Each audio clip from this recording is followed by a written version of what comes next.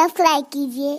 मेरे प्यारे आका सल्लल्लाहु ताला अलैहि वसल्लम के प्यारे दीवानों, अब मजीद समाअत फरमाएं। और एक हदीस मुबारक उन्होंने नक्ल फरमाई, आकाए करीम सल्लल्लाहु अलैहि वसल्लम ने इरशाद फरमाया, ये भी तिबरानी की हदीस है, अस्सवाइकुल मुहर्रका का हवाला है और तिबरानी का हवाला इस हदीस के अंदर है। अल्लाहु अकबर इस हदीस से मुताल्लिक है। रसूल गिरामी वक़ार सल्लल्लाहु अलैहि वसल्लम ने फरमाया, अल्लाह ताला के लिए 3 इज्जतें हैं, जो उनकी हिफाजत करेगा अल्लाह ताला उसके दीन और दुनिया के मामले की हिफाजत फरमाएगा,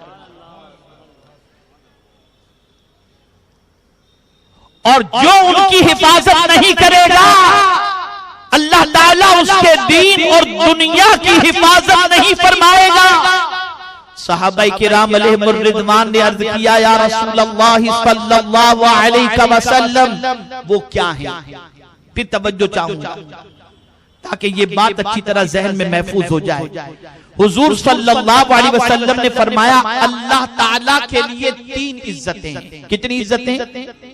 3 इज्जतें हैं, जो उनकी हिफाजत करेगा अल्लाह ताला उसके दीन और दुनिया के मामले की हिफाजत फरमाएगा, और जो उनकी हिफाजत नहीं करेगा अल्लाह ताला उसके दीन और दुनिया की हिफाजत नहीं फरमाएगा। सहाबाए किराम ने अर्ज किया, या रसूलल्लाह सल्लल्लाहु ताला अलैहि वसल्लम, वो क्या है? यानी वो 3 चीजें क्या हैं, 3 इज्जतें क्या हैं? तो सरकार सल्लल्लाहु अलैहि वसल्लम ने फरमाया, इस्लाम की इज्जत, मेरी इज्जत और मेरे क़राबतदारों की इज्जत। यानी अगर कोई शख्स इस्लाम की इज्जत करता है, तवज्जो चाहूंगा, आज के दौर का मुसलमान यह तसव्वुर करता है कि जमाने में पैरों तले हम इसलिए रोंदे जा रहे हैं कि हम मुसलमान, माअज़ल्लाह, हम अगर कहीं अपने आप को मुसलमान शो करते हैं तो हमें रुसवाई मिलती है, बेइज्जती मिलती है।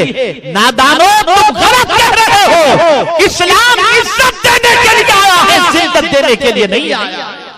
इस्लाम की इज्जत करो। आज बहुत सारे ये तसव्वुर करते हैं, गैरों के तरीके को इख्तियार करेंगे तो इज्जत मिलेगी, गैरों के नक्शे कदम पर चलेंगे तो इज्जत मिलेगी, गैरों के उसूल और ज़वाबित को हम इख्तियार करेंगे तो इज्जत मिलेगी। लेकिन हुजूर फरमाते नहीं, अगर तुम दीन और दुनिया में इज्जत चाहते हो तो इस्लाम की इज्जत करो। यहां मुझे फारूक आजम रदियल्लाहु मौला तबारक व तआला अन्हु का एक वाकया याद आता है। हज़रत अबू उबैदा इब्न जर्राह रज़ियल्लाहु ताला अन्हु, जो आशरे मुबश्शरा में से हैं, जानते हैं आप, बैतुल मुक़द्दस की चाबी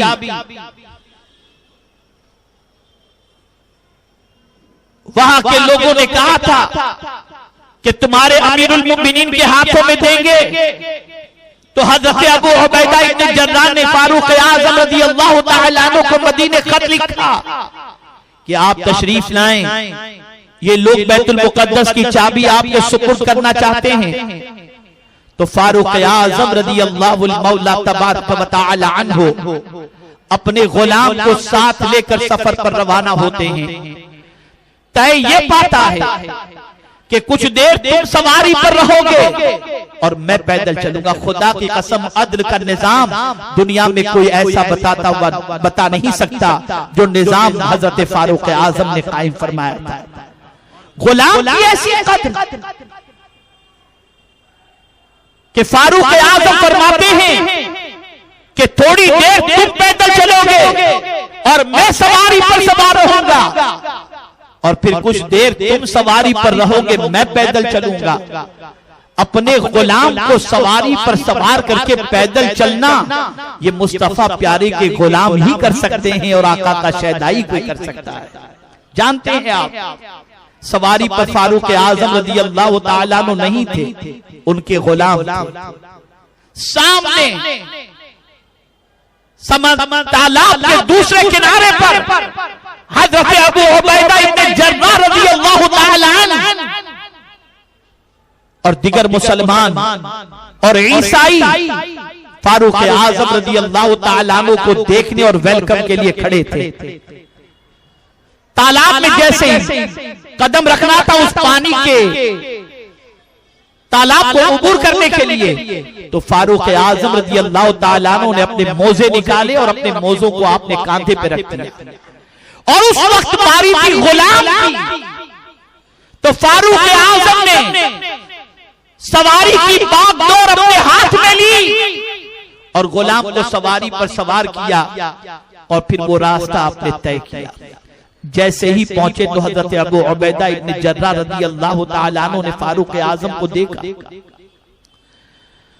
अब वहां किनारे खड़े हुए लोग ये महसूस कर रहे थे कि जो सवारी पर है वही फारूक आजम होंगे, लेकिन यहां मामला ये था कि जो सवारी पर था वो गुलाम था और जो नीचे थे वो अमीरुल मुमिनीन थे।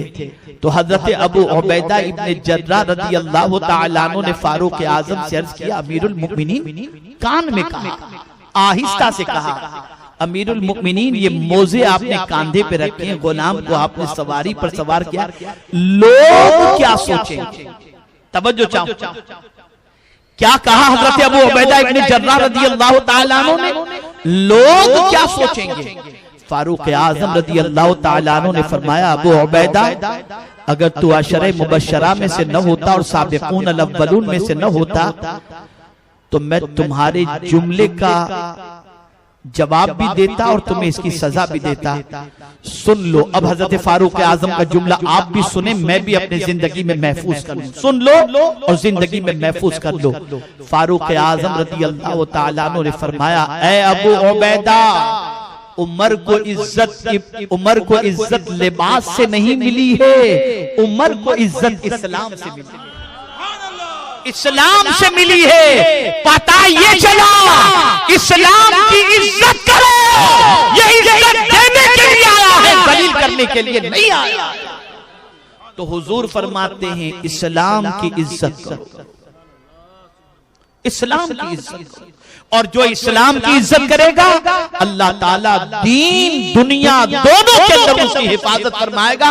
ये हुजूर की हदीस है। और दूसरा इरशाद हुजूर सल्लल्लाहु अलैहि वसल्लम ने फरमाया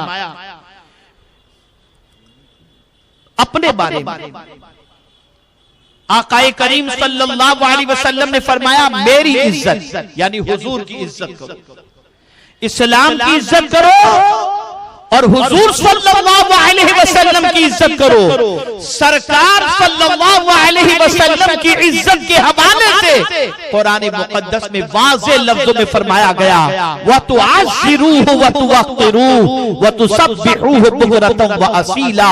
कुरान की आयत गवाही दे रही है, आकाए करीम सल्लल्लाहु अलैहि वसल्लम की हद से ज्यादा इज्जत करो, जितनी इज्जत कर सकते हो उतनी इज्जत करो, बल्कि सबसे ज्यादा अगर किसी की इज्जत करना है तो हुजूर की करो। हम खड़े होकर सलाम क्यों पढ़ते हैं?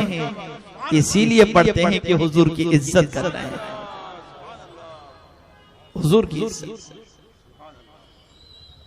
और तीसरी बात मेरे आका सल्लल्लाहु अलैहि वसल्लम ने फरमाई कि मेरे कराबतदारों की यानी अहले बैत की इज्जत करो।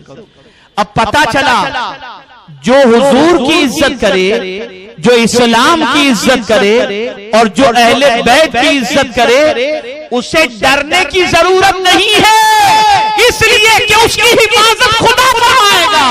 और सिर्फ यहां नहीं, आखिरत में भी फरमाएगा, दुनिया में भी फरमाएगा और इंशाअल्लाह आखिरत में भी फरमाएगा। हमारे वीडियो को लाइक शेयर जरूर करिए।